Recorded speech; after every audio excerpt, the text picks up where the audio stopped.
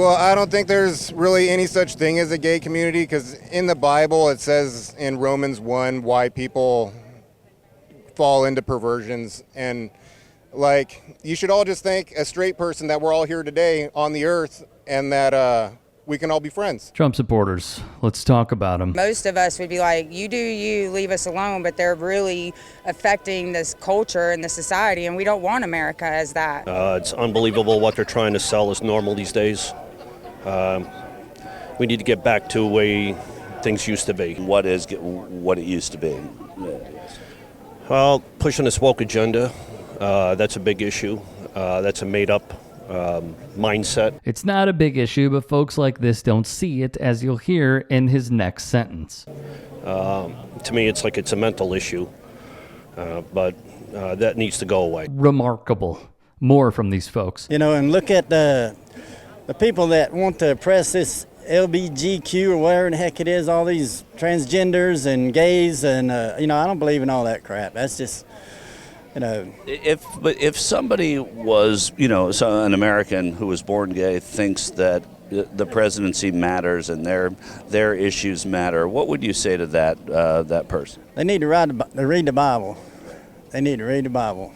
Ain't but one thing you can believe and trust in this world today, and that's God's word. An affront for bigotry. That's what it is. In a public library, they have a pride set up. Now, I'm not anti any of that. I could care less what you do with your life. The moment you start pushing on me and my children, then I have an issue with it. This guy has definitely had thoughts on sexuality that wouldn't align with his views he espouses. Guaranteed. So in all of this, I see the similarities between Republicans' strategy, not only in the past, but also in present day, of trying to roll back the rights of the LGBTQ plus community, and the crossroads world football is at with its workforce. What do I mean? Let me explain. It's different. It's still criminal to be gay. Sexual activity between gay people is illegal.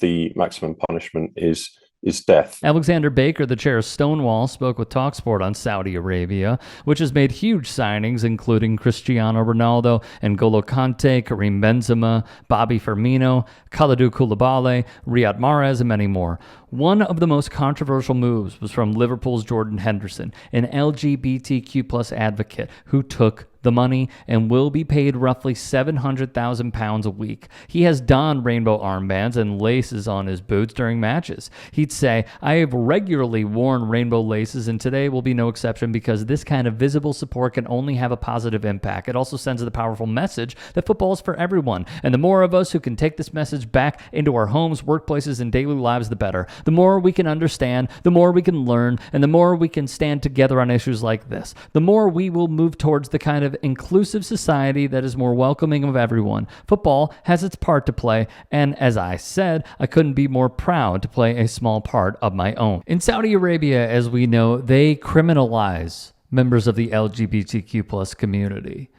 If some are found to be gay and having intercourse with one another, that is a death sentence. What members of MAGA desire is a society such as this, where they utter push the agenda, as in gay folks being comfortable simply existing. An example of this comes directly from Henderson's club in Saudi, where they altered the rainbow armband to appear in black and white. He would say, my intention has always been to help causes and communities where I felt like they had asked for my help. Speaking on his support for the LGBTQ plus community, he would say, I think having someone with those views and values in Saudi Arabia is only a positive thing. When asked if he would rock the rainbow laces or a rainbow armband in the country, Henderson said, I wouldn't rule that out. But at the same time, what I wouldn't do is disrespect the religion and culture in Saudi Arabia by doing something like that. If that did disrespect the religion, then no, I'm not going to do that.